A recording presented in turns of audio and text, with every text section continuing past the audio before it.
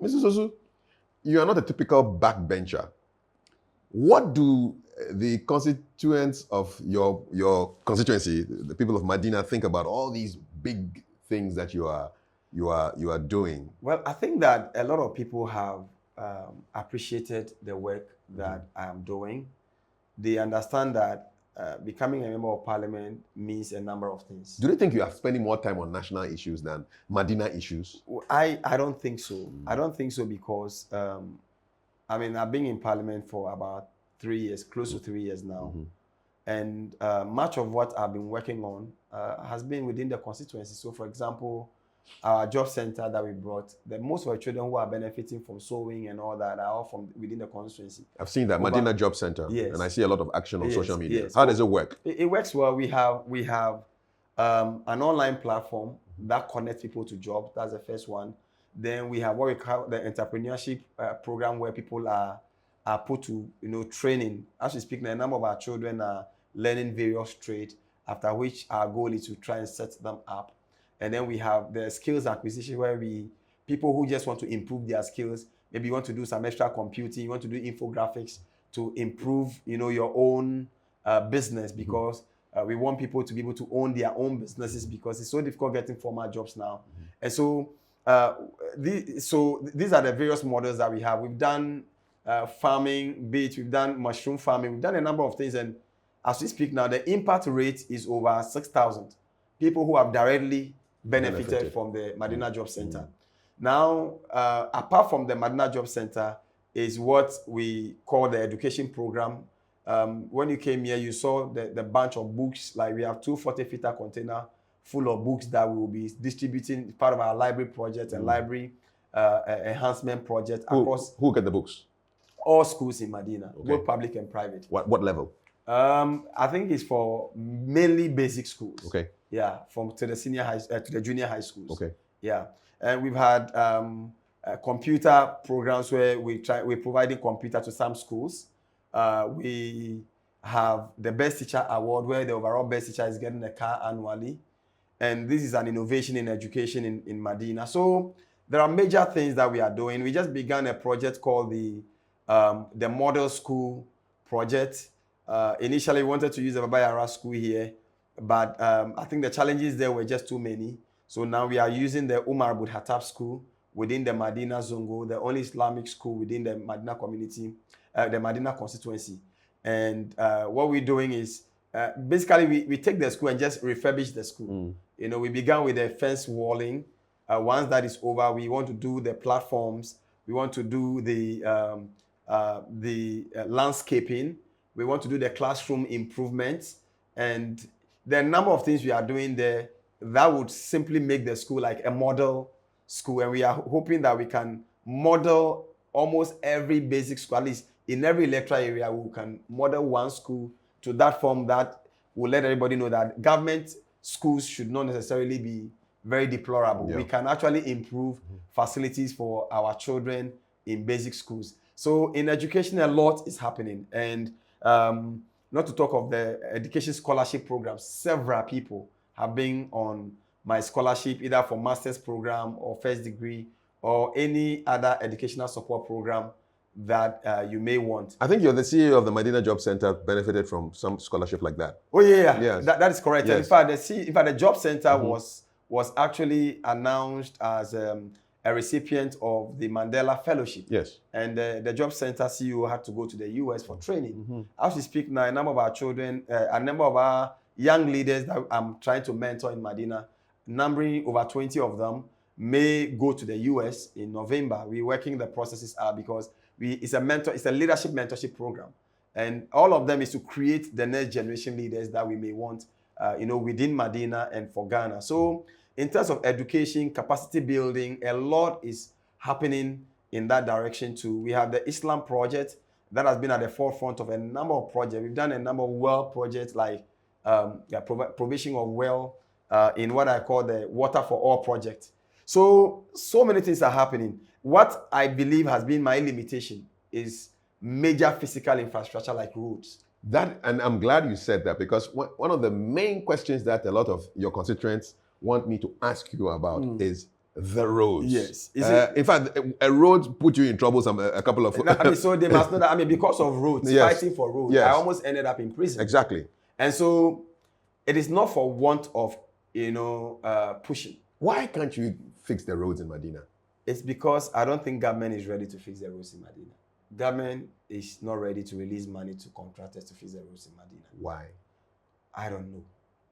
It could be political. It could just be that because the government doesn't have the money, or it could just be that maybe the contractors themselves do not have the capacity. Because after that demonstration, a number of roads have been constructed to some extent. For example, for those who don't know the story, you were demonstrating because... Well, you see, the Danfa Mensa stretch is like a death trap. Even to date, the road is completely messed up. If armed robbers rob someone, even the police cannot use that road to apprehend those robbers. If somebody is in critical health condition and the person needs to be rushed to the hospital, the person, I dare say, will die before they cross that road. And so the road is completely, destroyed. So we have reached out to the Minister for Roads. What does he say? Do you even find him? Honestly, I have. What they have said is that the road has been awarded on contract. Do they know who it has been awarded to? They know who the contractor is. The problem is that, well, I think I don't really know the contractor. We've tried to reach out, but he's not been available. I think that the contractor doesn't have the capacity to build that road, because that road was awarded for about over 11 million Ghana cedis. And it was awarded in 2020, ahead of the 2020 election. Is the timing significant to you? Well, it's significant. Perhaps it was just awarded for political reasons.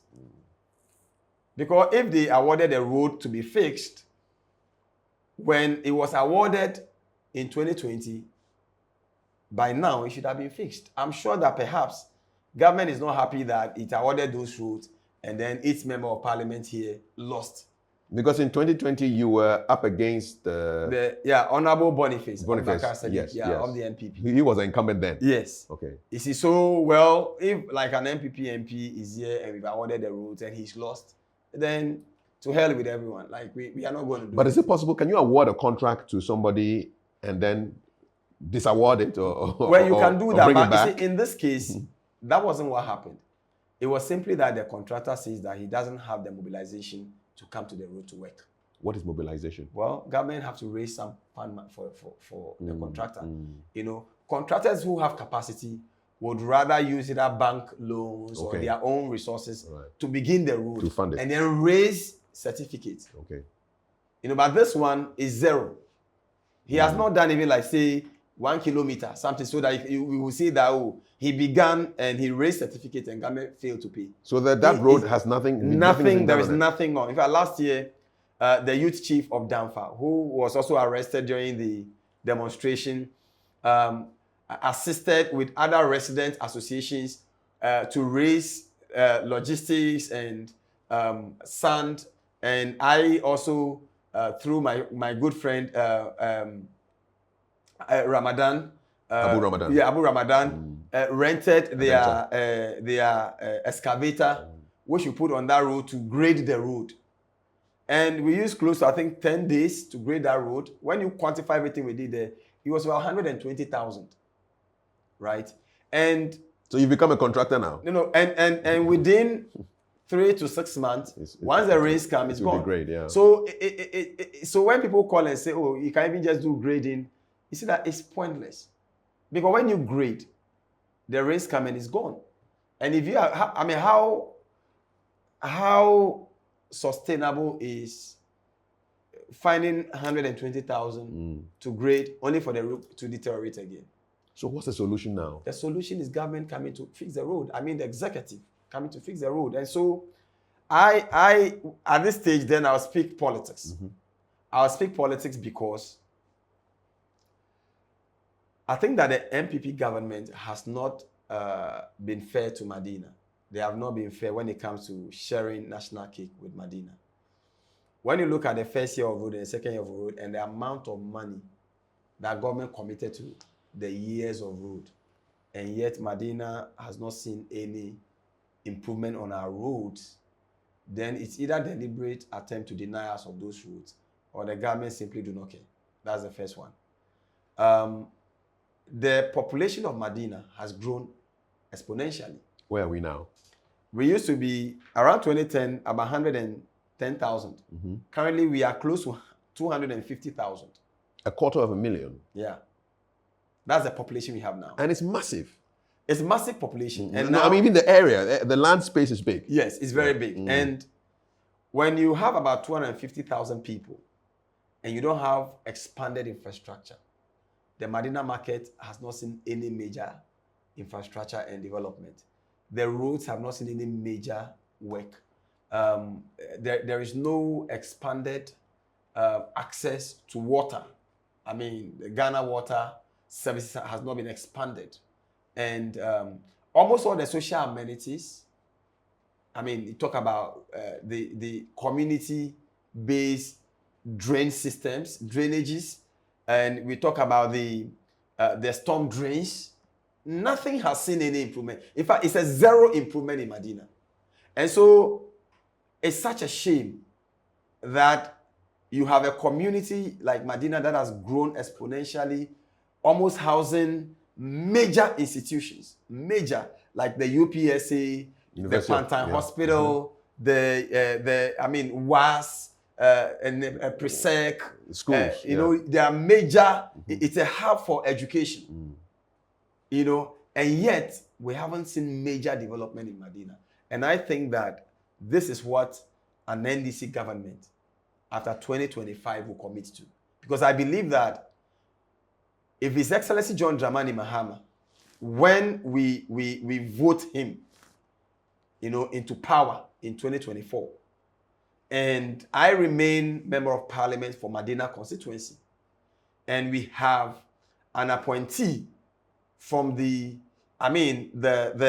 ruling government as a municipal chief executive, the combination of my work, that of the MCE, would ensure that the case is made for and on behalf of Madina, that there must be a deliberate, direct government policy to build and to develop Madina.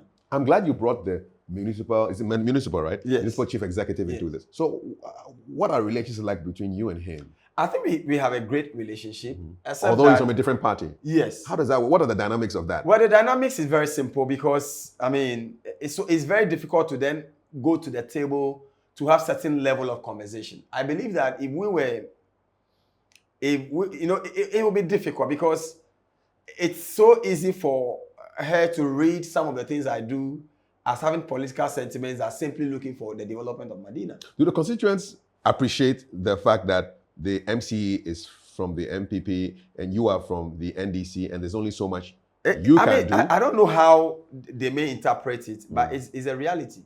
Because at least she's my very close friend. But I hear when the demonstration was ongoing, she was the one who led the police to come and arrest me. Oh, your friend came for you? Oh, yeah. Because then, you see, then it then moves beyond the friendship into the politics. You know, so... Would you have been surprised if she, say, for example, were with you demonstrating? Would that have been a game changer? It would have protesting been against the bad roads. It would have been a game changer because then there is a unanimity of purpose, right? A convergence of purpose fighting for the same thing. So, but it would also have been surprising because then who will she be demonstrating against? Herself. Her own government. Because she's supposed to be the representative of the president in the municipality. And so if the demonstration is to present a petition to the president, and that was why we invited her. Oh, you did? So we can present the petition to her. Representing the president. Yes. You know, and so the challenge is that it becomes so difficult now that you've been appointed by the president. That's why many people have argued and urged that we vote for MCs, and I stand for that. You want that to happen? I believe that it will be a major reform for Ghana because what we have now, the practice that we have now, where the MCE must show allegiance to only the president who appoints him or her, it becomes a challenge when the MCE has to be the voice of the people. Indeed. The MCs, by arrangement, our local governance arrangement or the local governance structure must be the agent of those physical development. Whilst the MP becomes a legislator who complements the work of the MC. With laws. As we speak now, now the MP must be a legislator and rather be the agent of development, must be the one to build. Meanwhile, the MP does not have, the financial capacity. The MP does not collect the property rates. The MP does not collect the market tolls and the market rates. And you see, the MP is not in charge of any of this. All these monies go straight to the municipal chief executive and their office. And they, in turn, will have to be spending those funds for and on behalf of the community. But unfortunately, it doesn't work like that. But do you actually even see the funds? Because with 250,000 people in one constituency, I can imagine that there's a lot of market activity. There's a lot of transport tolls. There must be some good money coming into Madina. Well, I dare say that there definitely should be some good money coming. I believe that Madina, and that's why I don't feel excited about how government treats Madina. Because Madina is a force to reckon with. So that for the last 4 years, when government was announcing all its flagship programs, Madina was zero. Because one district, one factory didn't have any.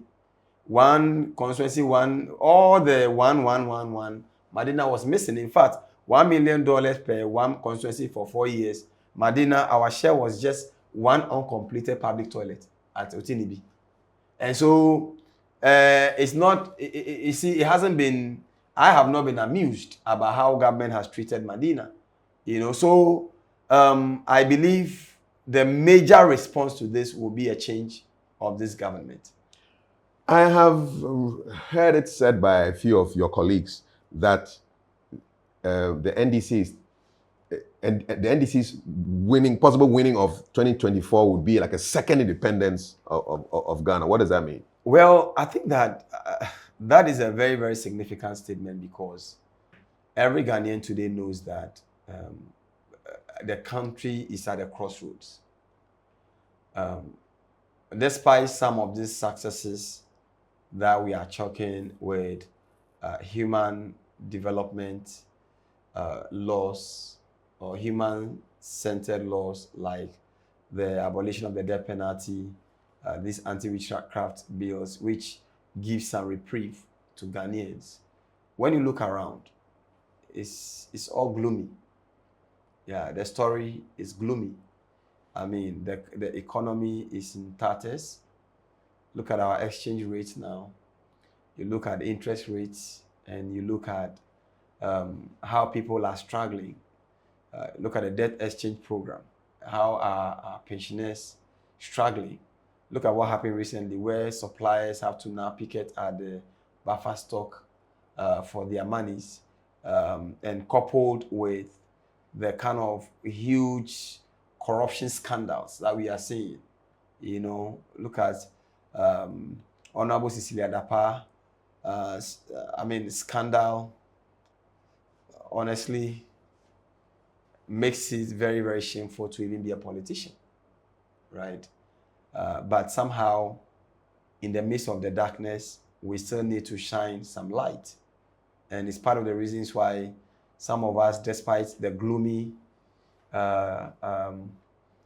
darkness or the supposed darkness on the nation, we are trying as much as possible to spark little lights of confidence in our little corners. And that is why I share the view that winning 2024 election would be like a second independence. I think that it is our duty to resist oppressors' rule. Under a constitutional arrangement, the best way to resist oppressors' rule is to vote out the oppressor. Then you can have that freedom. So, and I get the feeling that the NDC feels that 2024 is a done deal. It's not a done deal. After saying not especially, I get that feeling that you are sounding very cocky and 2024 is all in the bag. No, 2024 is not a done deal. And so let no one deceive us, and let no one be deceived that 2024 is a done deal. No political contest is a done deal. It is always not over until it is over. Because political dynamics can be very, very unassuming. And so you may be in a good light today. There could be one single thing that may put you in a bad light. And that is why nobody must be complacent. We must all put our hands to the wheel and be committed to working for His Excellency John Dramani Mahama with all our might and with all our strength, with all our resources, whether it's financial resources, mental resources, whatever skills we have at our disposal. Everybody must bring it on board to ensure Victory 2024 is possible.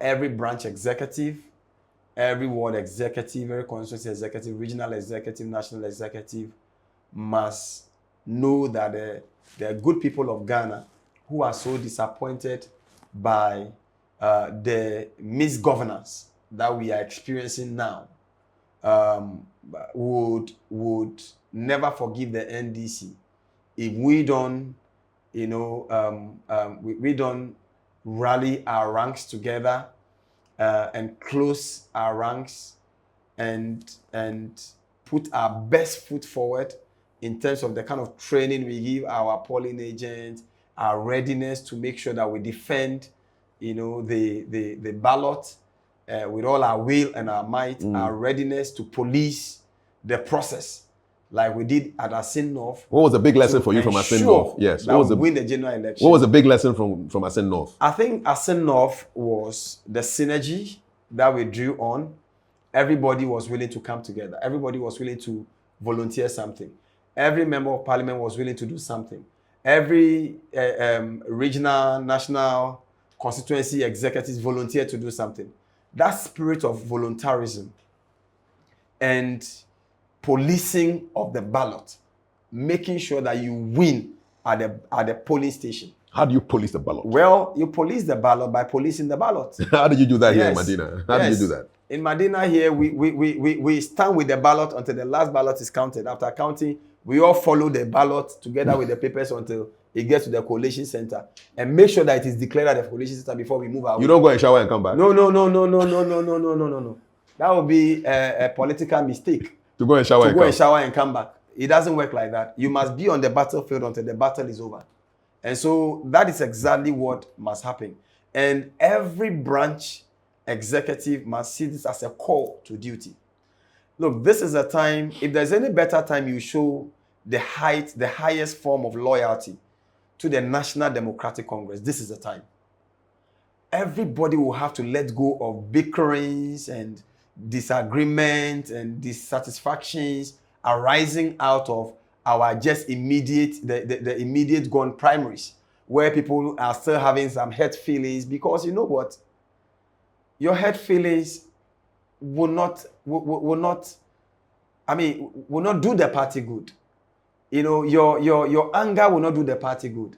The fact that you are angry will not do the party good. And you see, political loyalty is going the way of the party, even if you as an individual disagree with the party. That's political loyalty. So are you a bit disappointed that the person who lost the primaries to you has declared that he's going independent? Well, I'm not completely disappointed because he's not a party person.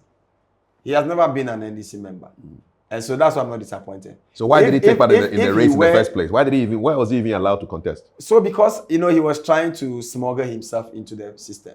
Because his his membership cards were all forged. Both of them. He had 2 membership cards, which were all fake membership cards.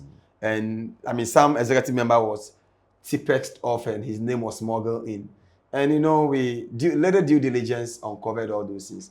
And there was enough evidence also that, this was somebody who was, treacherous in his former political party, because he was a member of the UFP, and he was involved in anti-party conduct that led to him being expelled as a general secretary of the UFP.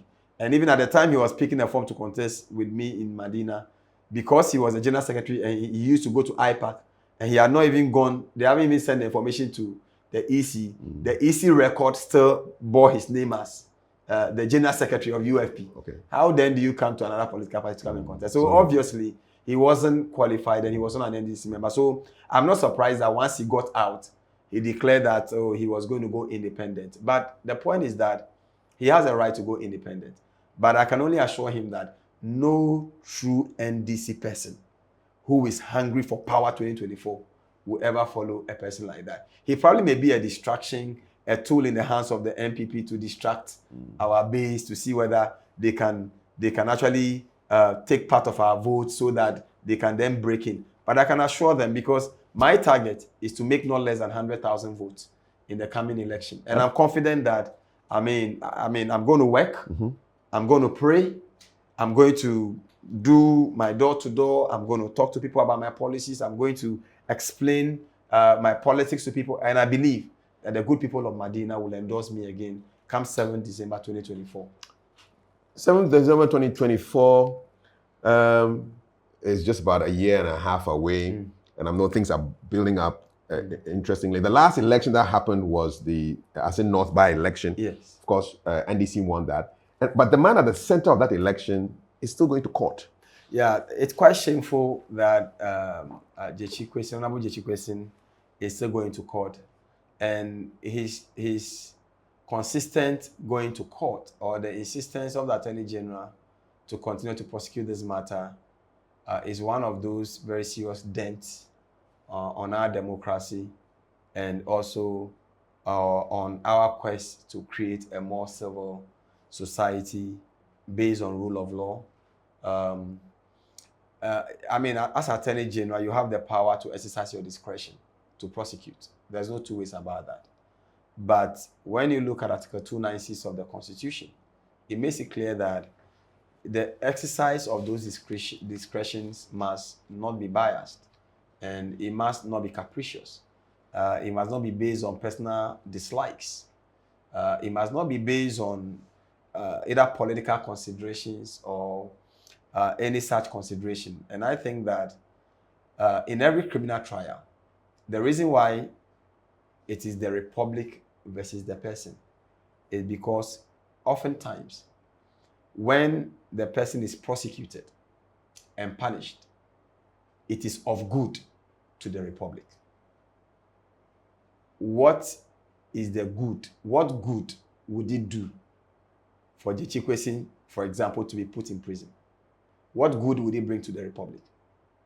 What good would a person who went to stand for a popular election and his people overwhelmingly endorsing him as their representative, who currently is serving them in the Parliament of Ghana as their representative, what good would the republic get in putting him behind bars so he doesn't have the right to represent the people who also pay tax to the same republic, for them to have representation? Without speaking for the Attorney General, the argument could be that it's completely illogical. It's illogical, it's repugnant, it doesn't make sense, it's absurd to continue with that prosecution. What are the charges against him? Well, I think the charges against him has been, one of the charges is, false representation? I think, is it false representation? I think one is perjury, and there is perjury, and there is, I think falsification of documents or something. Okay. I haven't paid closer attention to all the charges. What's he looking at? I mean, if he's found guilty? I'm not too sure, because I haven't even taken time to look specifically at what the even the penalties of these offenses. I haven't paid close attention. You are confident that he will win? Well, I am confident that if this is about justice, he will be acquitted and discharged. If this is about justice, because in every criminal trial, there are two critical ingredients. The actus reus and the mens rea. The actus reus is the action, and the mens rea is the mental guilt. Now, the law requires that at the time the person is committing the act, the person should have intended that he really wanted to commit that act. So when a person by the chronology of events has shown that even by the time he was feeling all these things, he had actually put in an application to have his citizenship denounced. It's quite preposterous and unconscionable to say that his preceding or his subsequent conduct were intended to be an offense. You see, because when you read, I think section 12 of Act 29, it says when a person does an act for the purpose of causing an event, he will be deemed to have caused the event, whether in fact or in truth he intended causing that event. That is when you want to establish an intention of the person. So when you cause an event, you'll be deemed to cause the event. However, the exception is where your preceding actions showed that you did not intend that probable consequence of your event. So if the probable consequence of his event or the probable consequence of whatever Jechukwesi did was that it could amount to perjury or it could amount to falsification, his action that he took before that negatives this guilt. So typically, that is why I believe that good conscience, men of conscience, are calling on Attorney General to drop this charge. I've heard Mr. Ayikwe Otu he's been an Attorney General before. Yeah, so it's not strange that he suggested that the Attorney General should consider dropping those charges. It's not strange that the Domahini, his lordship made those suggestions. It's not strange at all. And I am surprised, honestly, really, really surprised that the state is continuing, on that tangent. And I hope that in the spirit of rule of law, in the spirit of fairness, in the spirit of representation of the people, in the spirit of, our loyalty to the fidelity of the Constitution, in the spirit of sovereignty belonging to the people, in the spirit of justice, humanity from the people, I think the Attorney General must definitely drop these charges. So does that mean that you are still, every time he goes to court, the NDC caucus in Parliament does not come to Parliament? Well, that is what it is now until our leaders review that position. What do you say to people who think, listen, you guys are taking us for a ride. You're supposed to be in Parliament making laws for us, like repealing death penalties and amending bad laws. What are you doing massing up outside court, supporting your colleague? Well, we've been massing out, but these laws have been passed. So let no one say that because we are massing up, no work is being done. A lot of work has gone on.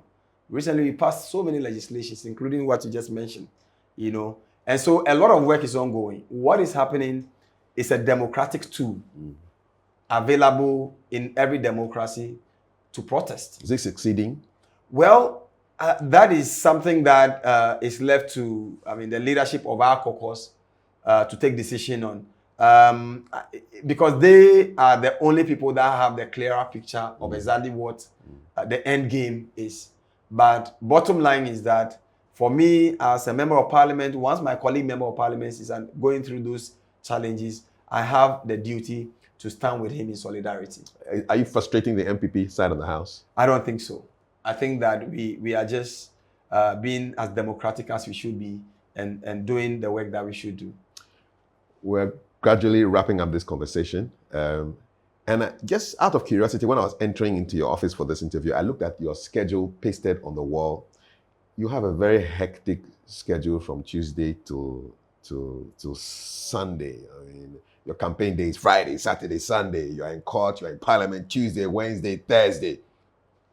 What do you do on your off day, Mondays? There are times that I try to rest. Mondays, I was born on Monday, so it's a day to reflect. It's your Sabbath. Yes, and I try to, that's when I try to write sometimes listening to music and What kind of music do I you love. Well, I love gospel music, but I love very very cool songs, and so some of the very favorite songs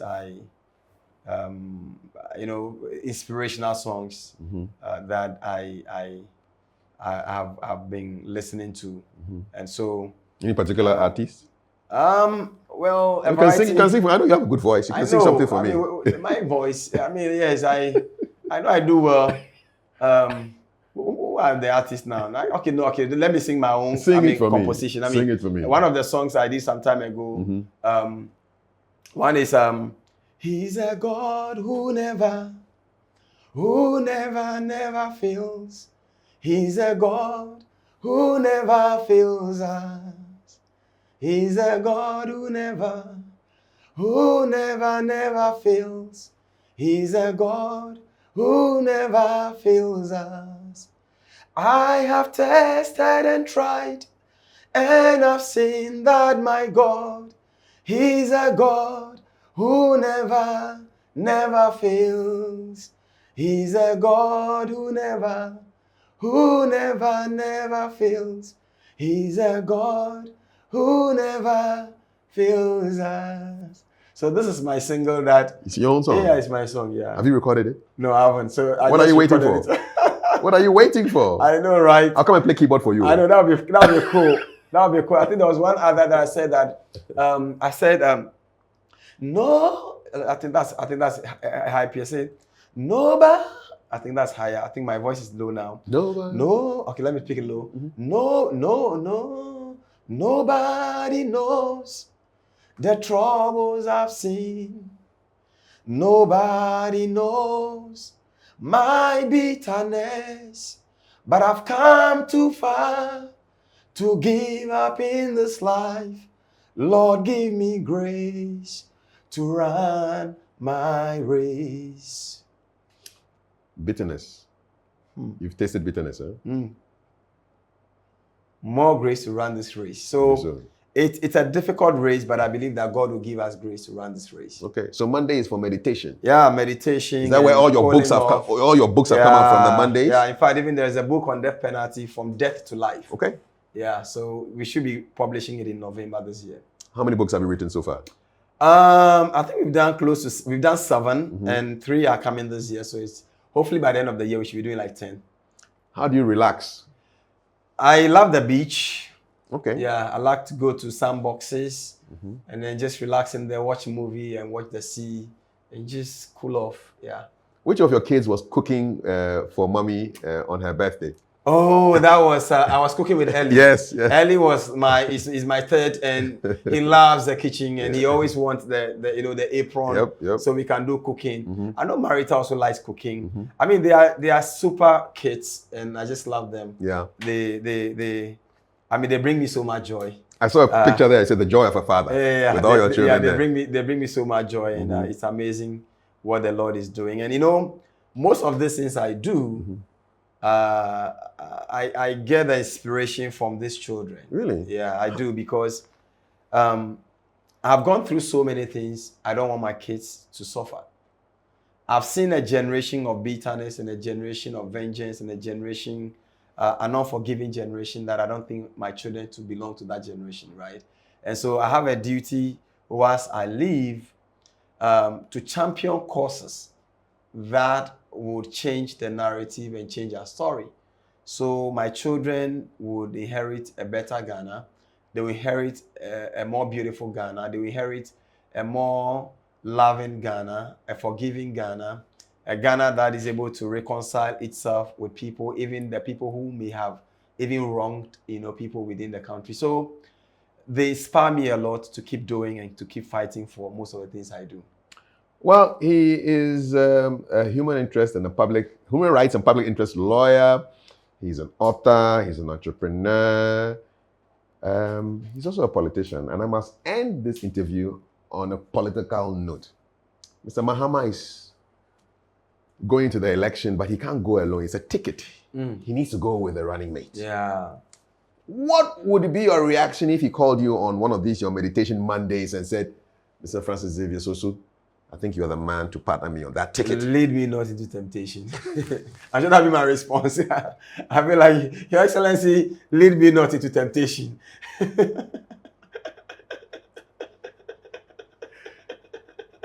I say no more. Thank you so much. A pleasure. It's been a real pleasure. Yeah. And congratulations. It's always great. It's always great. Congratulations. Yeah, thank you. The death penalty thing is a big deal. Yeah, it's a big deal. It is. The witch camp thing is a big deal. Yeah, it is. And there are more bigger deals in the pipeline. Oh, yeah. And thank you very much we'll keep pushing and for keep coming working. on the show. Yeah, thank you. Yes. Awesome. If you enjoyed this, make sure that you subscribe and hit the notification bell. So the next time another super hot edition of the Kafui show comes up, you will be the first to get the notification. My name is Kafui. I've been spending time with Francis Xavier Sosu, MP from Madina constituency in the Greater Accra region. Till we meet again next time, God bless.